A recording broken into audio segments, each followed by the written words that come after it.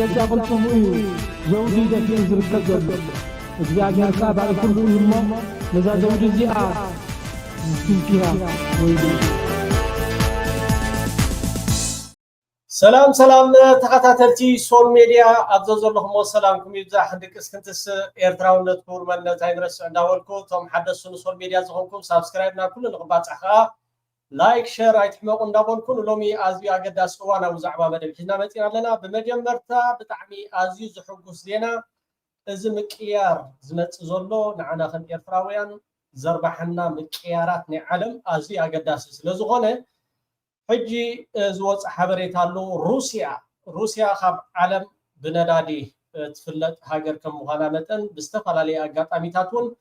እቲ ነዳዲ ክትዕድጎ እንድሕር ዳ ኮይንካ ብዶላር ተዘይኮይኑ ከምኡ እውን ስዊፍት ናይ ባንኪ ሕሳብ ወይ ከዓ እቲ ኣሎ ዝበሃል ምዝውዋር ናይ ገንዘብ ኣብ ኢድ ኣሜሪካ ስለዝነበረ ሓንቲ ካብተን ግዳይ ንዓሰርተታት ዓመታት ዝኾነት ኤርትራ ክቡር ቤት ጽሕፈት ኣማኻሪ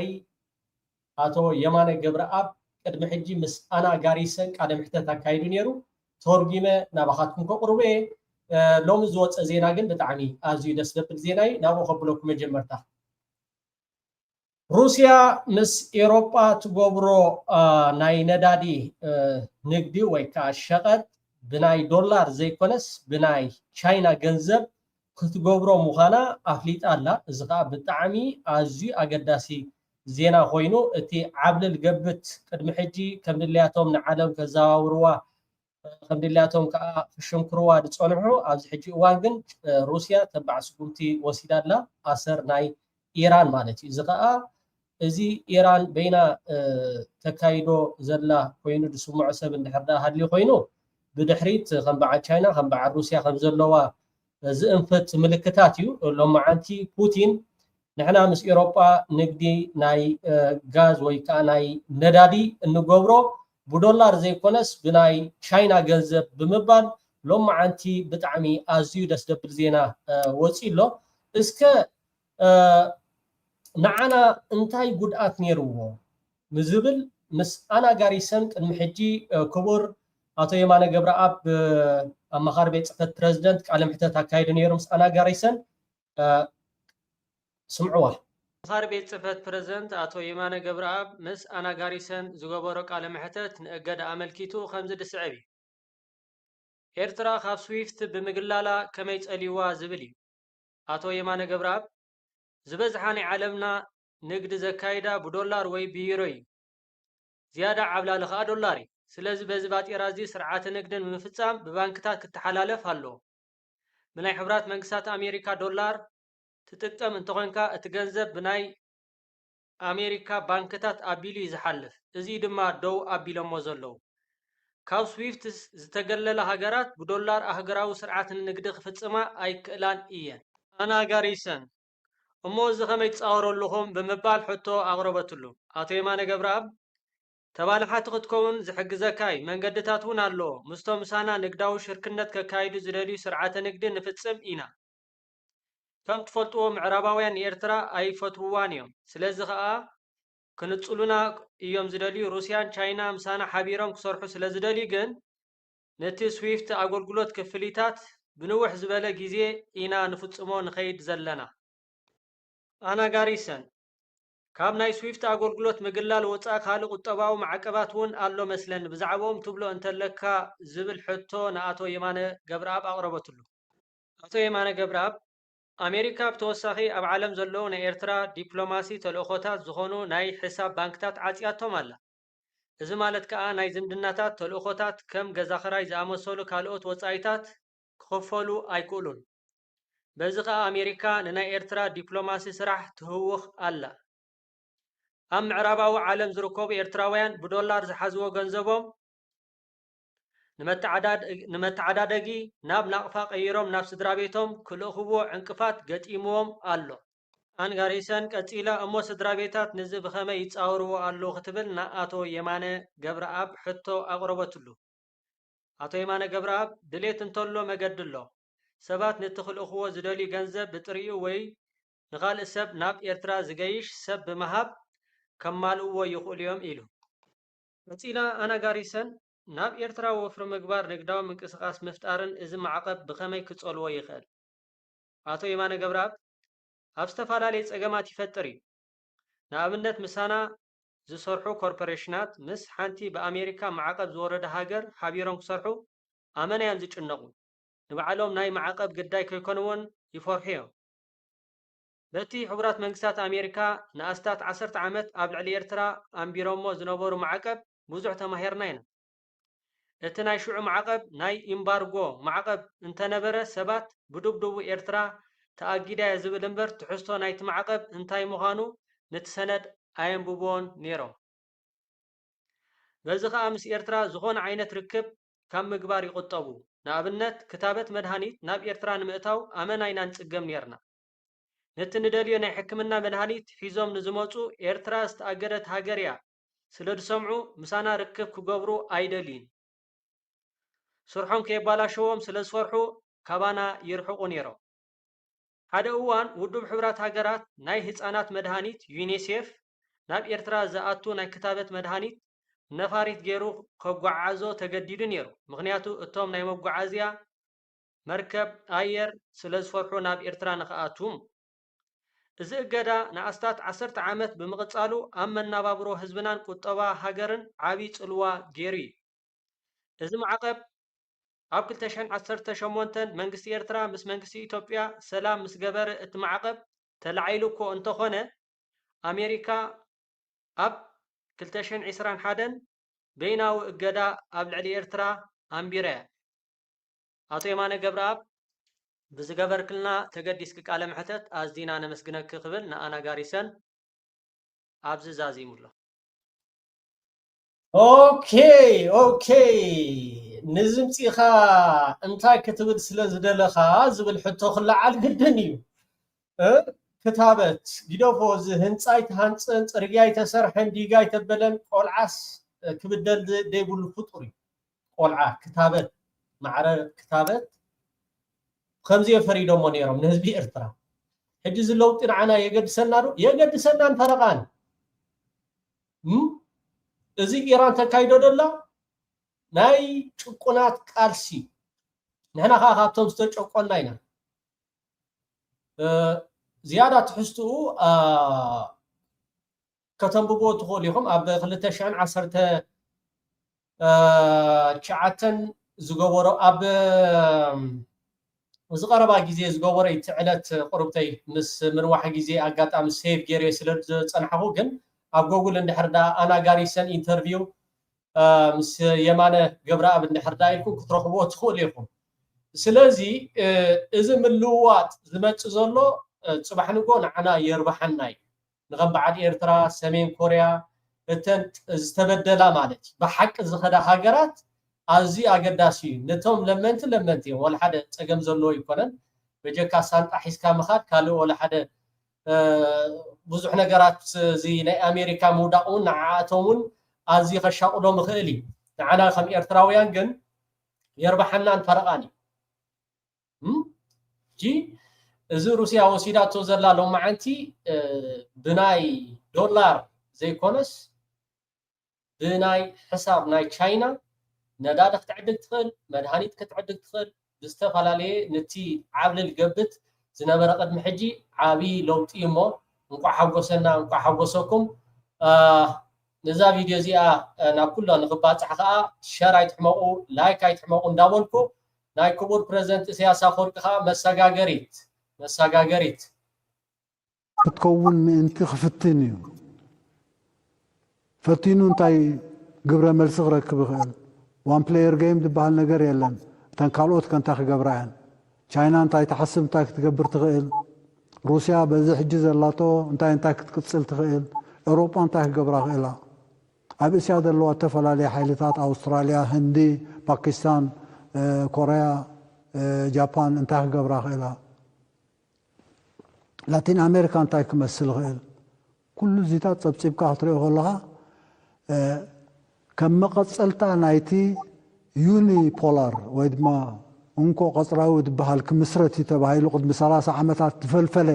ኣተሓሳስባ እሞ ፌይል ዝገበረ ዘይተዓወተ ንዕኡ እስትንፋስ ክህብ ንዑ ክዕሪሉ ኣብ ዝገብሮ ፈተነታት ብቐሊል ክዕወት ይኽእል ድዩ ክሳብ ክንደይ ምትሕግጋዝ ናይ ካልኦት ሓይልታት ክረክብ ይኽእል ብኸመይ መንገዲ ሕጂ እቶም ንእንኮ ቆፅራዊ ስርዓት ናይ ዓለም ንምምፃእ ኢሎም ዝተቐመጡ ኣገደስቲ ነጥብታት ዝበሃሉ ከመይ ሰሪሖም ናበይ ገጾም ከ የምርሑ ኣለዉ እንታይ ለውጢ ከምፃሎም ይኽእል ንዓታቶም ዓበይቲ ምልክት ሕቶታት እዮም እዚኣቶም ግን ነዚ ሕጂ እሱ ዝፍትኖ ዘሎ ሓቋቑኑ ገለ ነገር ከምፅእ እዩ ግን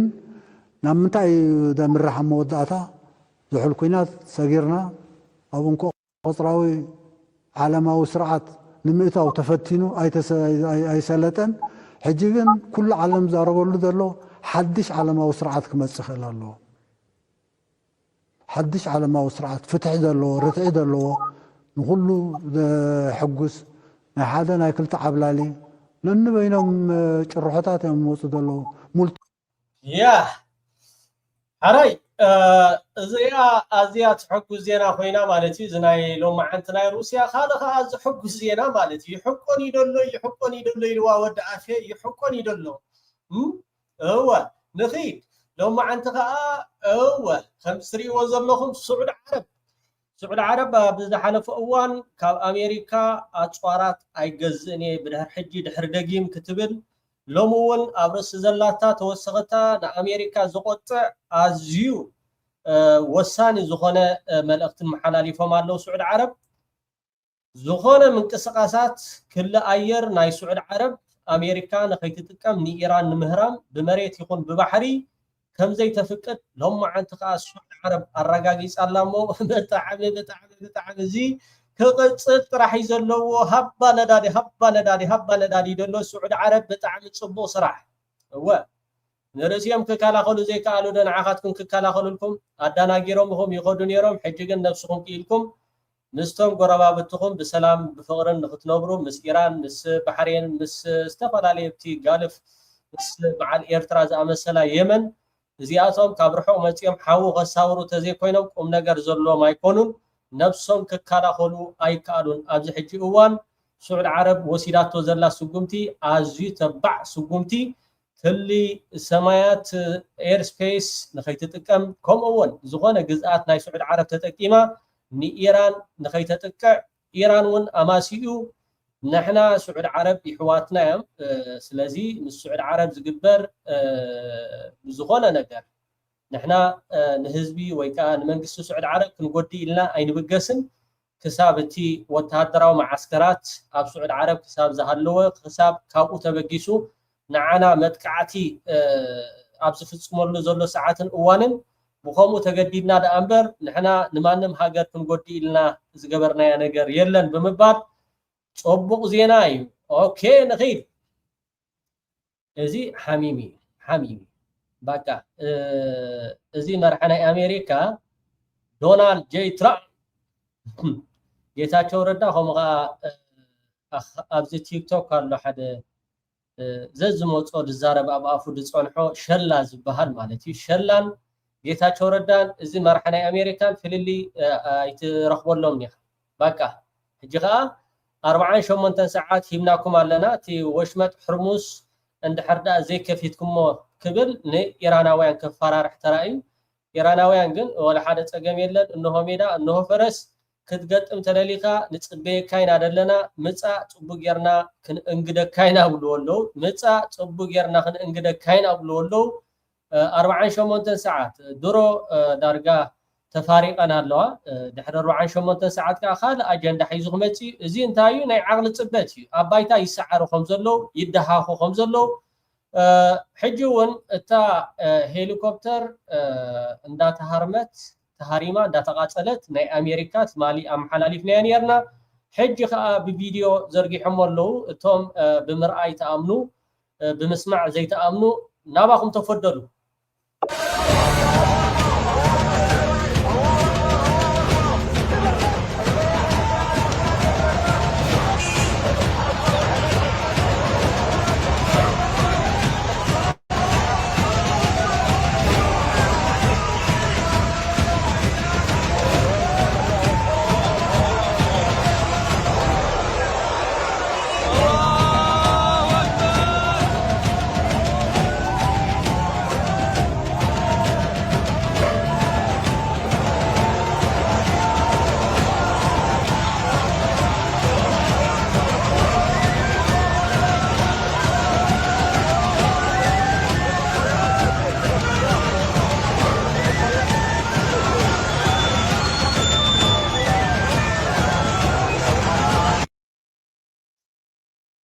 علي صبوا إذا خيدوا كل نجر لايك هيتحمقوا دكيري أوكي أبز حلفة أقربني يعني يرنا السؤال تايو حقي إسرائيل أصدقاء نيرات حقي تايو توم لعلي عسرت الشح زلوا فلسطيناويان حيزاتهم زلا ناي موت فردي زبن تأزاز أبيت فرد خمس صدقة تخطاتيلكم ونيركم تذكروا أن حرداء כי הצעת חוק עונש מוות למחבלים תשפ"ו 2026 התקבלה בקריאה השנייה והשלישית והחוק ייכנס לספר החוקים של מדינת ישראל שהחיינו וקיימנו והגיענו לזמן הזה. השר, על מה כל החגיגה? מוות למחבלים עבר היום, חוק מוות למחבלים, היסטוריה. בעזרת השם בקרוב, אחד להוציא להורג, כל אלה שטבחו ורצחו ושרפו, לחיים, לחיים ישראל. حراي مچم إيراناويان دحان اتو انتايم زولو زلو نتي بايلوت زتمارخه تمالي حمشته هليكوبتر زلوون مالتيو زودق است حمششان يرا حجي نتوم لعل 10 شيح نموت فريدكم زلوخم فلسطيناويان نعاتهم قدفو نزي بايلوت كا ناصاخ لقو وزبل إيراناويان وعدمن طعنا نهبكم 10 شيح حكو باقي عيكونا 10 شيح باقي كمان فتحردن وي كا قتلن حدا غيزي زفتوا الله زي فتو سبونا فطر ود سب ግን ንማሕነቅቲ ወይ ከዓ ንሳቶም ንሪሞም ወይ ከዓ ነታ ቃልሲ ፍልስጤም ሃገር ንምምስራት ይቃለሱሎ ካለ ገበን ዝበሃል ነገር የብሎምን ልዕሊ 10,000 ኣብ ቤት ፍርዲ ንኽቕተሉ ኣፅሊቆም ነይሮም ሕጂ ግን ትሪእዎ ኣለኹም ኢራን ንዚ ፓይሎት ክንፈትሖ ወይ ከዓ ክንለቆ እንድሕር ዳ ኮይና ነቶም 10,000 ፍልስጤማውያን ናፃ ልቆቕዎም ፓይሎትኩም ትወሃቡ ነቶም ፍልስጤማውያን ከዓ ካብዚ ሕማቅ ግናይ ተግባራት ናፃ ልቆቕዎም ክብሉ ኢራናውያን ብትብዓት ማለት እዩ እዚ ይሕጉሰኩምን በዚ ኣጋጣሚ ኩሉ ህዝቢ ዓለም ይዛረብ ደሎ ሓደ ሰባት ኣለኹም ብስክሪን ሻት ዝተተሓዘሎ ኣብ ምፍራሕ ከምኡውን ኣብ ገለ ኮመንትታት ኣብ ዝተፈላለየ ኣብ ዋትስኣፕ ኣብ መሰንጀር ፅሕፎ ደለኹም ብስክሪን ሻት ተተሓይዝሎ ሎሚ ህዝቢ ዓለም ይዛረብ ኣሎ ንኤርትራዊ መፂኻ ኣይትዛረብ ገለ ኢልካ እዚ ከላም ፈራር ኤርትራዊ ኣብ ፀላም ብርሃን ዝፈጠረ ሕብረተሰብ ኦኬ በትሪ ሒዙ ከይዱ ታንኪ ሒዙ ዝመፀ ሚሳይላትን ሮኬታትን ሒዞም ዝመፁ ኣብ ቦታት እዮም ዘለውና ስለዚ ሰኢልኩም ዝዓገፍገፍ ኣይትበሉ ኦኬ ክድግፎም ተደሊኹም ደግፎም ተደሊኹም 10,000 ክቁተሉ ኣነ ይድግፎን እየ ሰብ ተኸተምፅ ከምዚ ስለ ዝበልካ ንእስራኤል ገለ ኣይድግፎን ታተምፅ ዓለም ሙሉእ ከይኾም ዝብለኒ ካብ ውሽጢ እስራኤል ከዮም ሎማ ዓንቲ እንታይ ከም ዘጋጠመ ዜና ሰሪሖም ራይዎ Let's get straight to the breaking news that has been breaking over the last few minutes. Another alert here, another strike. And as you look into the distance over central Israel there, you can see that. لما عند الساعة 3 PM زقاتمه ኣብ እስራኤል ኣብ ቴል አቪቭ ማለት እዩ ካብ ኢራን ዝተተኮሰ ከቢድ መጥቃዕቲ ከም ዝተፈጸመ ዝሕብር ዘሎ ፎክስ ኒውስ ነዞም ፎክስ ኒውስ ዳደ ተፈራርሖም أبي حواتكم يقوم تولوا أبي حواتكم جن زعجف جفت أوكي جن شرفكم حلو أبزي أخيلك على عكم مسلوخم كل غاء كم سنة تتحيزون نزم الكوتقاء توهي ولا thick plume of smoke from an impact scene. Now, from our experience, that is not one of those smaller cluster munitions, a bomblet from those. That looks to us like that may have been a direct missile strike, which would be one of the first we've seen in this area for quite some time. You can tell just by the thickness of the smoke there that that is much more than one of the bomblets from a cluster cluster munition. Now, we've been under attack here in central Israel for several hours this morning. This is the second or third alert that we've had. We're waiting now. We usually get word pretty quickly on the number of injuries or casualties of any sort in a strike like this, so we are awaiting word on that right now. The earlier one that you mentioned, the 4 people who were injured, those were very light injuries, but as you can see, this is a pretty serious strike out there on our horizon. Central Israel is the only location we can give you because of the censorship rules here, but you can see that smoke just keeps billowing. That does speak to the fact that this was a significant strike. We'll keep you updated. بتعمي كبير متقعتي نيرو سلام لحزب إسرائيل سلام لحزب إيران بحفشة سلام لحزب العالم كوردلو ناتنا منيتن ناتنا دليتن لحزب إيرترا ليكتشر ويكا أخمه رزق أكال يلن بزعبا خوينات يكون بزعبا سلام سلازي نحنا خمزلو خنقربينا كورات تقاتات تصبغ إذا خيزل يحقن يدلوكو يحقن يزلو تعبل القبت هو هم زبها النجار يلن سابرايز كم قبرو كمينا خابلو إيران لو معنتي سابرايز أبزو سومن دي عم سابرايز ألو تتصبيو حزب عالم وبلو لذي عالم تخبابيرات خدلو وان دا تقاربي مون عنا إيرتراوين كان علو زخونا نجار حران وط إذا خصمعكم سنحكو ناي كبور آتو يمانا قبراء بكوي ناي كبور آتو يمانا قبراء سميعمو ناي مدهانيت ناي قلعوت دان ناي مدهانيت ناي قلعوت متاوس يشقورون يروم تخل كيلا إيرترا سغاخا تلاسدو ترقيادو قلدو تايدا بيدوش فقلان تسكو بزبهان نقر يلن تتسقع اوكي تالي اوكي هلا كم زعمر ستري ودلهم تا حدا جنرال لاي سودان تايلوان يرم جنرال عطا تايلوان ير جلاش سيطان هاجر زغونت زبلا مالتي امارات عرب كا تذكرالا ግን እንታይ ኣብ ማሕበራዊ ሚድያ ንኸይውፅዎ ዓብይ ዝኾነ خساره የጋጥሞም ኣሎ ብዙሓት ኢንቨስተር ብዙሓት ናይቲ ትካላት ኣብኡ ተቆፂሮም ዝሰርሑ ዝነበሩ ሃፋትም ካብ ተዓዲ ይሃድሙ ከም ዘለዉ ናብ ምድረ በዳ ገጻት ኸይዳላ ሪኢኹም ኣይኹም ስዑድ ዓረብ ተባዕ ስጉም ተወሲዳ ንሳ ግን ምስኦም ክመውት ናቶም ተለኣኺት ኢላ ክሳብ ዝዓለት እዚኣ ትቕፅል ኣላ ሎም መዓንቲ ከዓ ኢራናውያን ኣይብላዕ ኣይስተገይሮማ እቲ ሚኒስትር ምክልኻል ከዓ እንታይ ኢሉ ወላ ሓደ ድምፂ ጥራሕ እዩ ብዙሕ ኣይትሸገሩ ተኸላኺልና ኢና ተኸላኸሎ ዳ እምበር ሓንቲ መዓልቲ እውን ምውዳቕ ከም ዘሎ ሓደ ኣፋሪ ኮፍ ክብለልኩም ኣይክእልን እዩ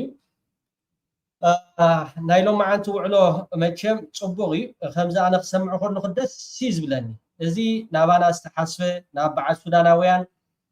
ከም ቆፅሊ ዘርገፈት ሃገር ሕጂ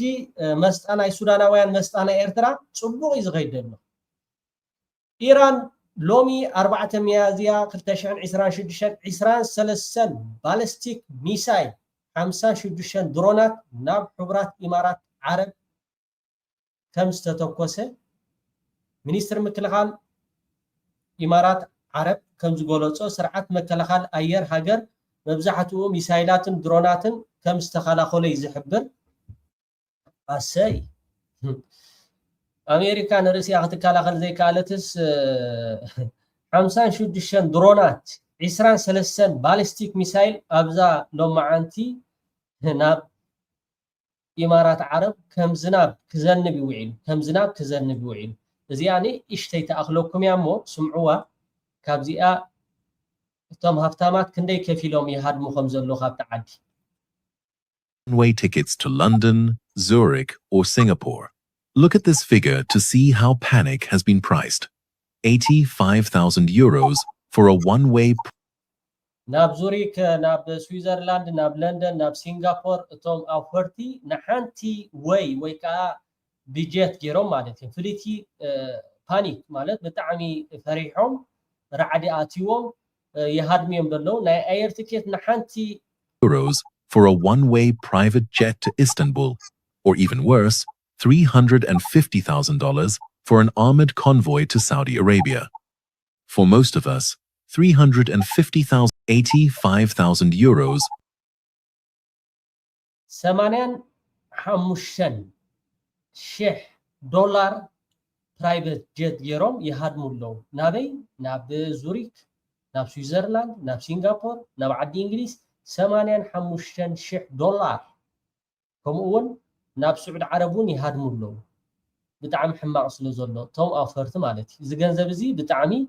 For a one-way private jet to Istanbul, or even worse, $350,000 for an armored convoy to Saudi Arabia. For most of us, $350,000 is a fortune,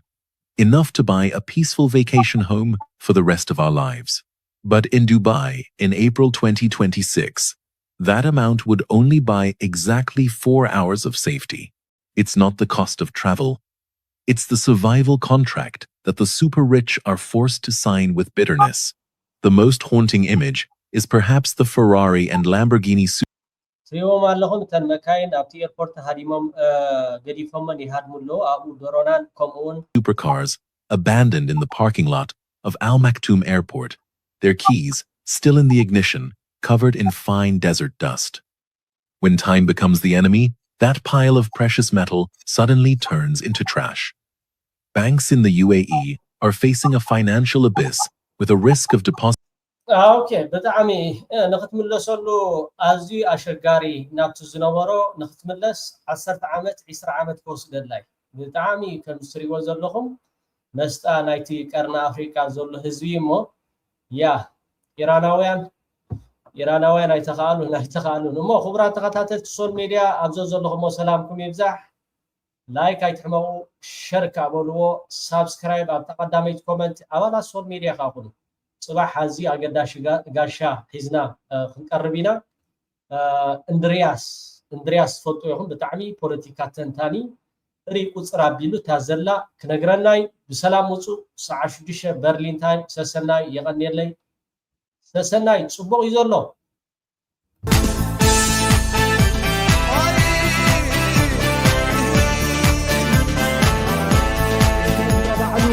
بجد قلتم ايه زوجي ده في زركة جدا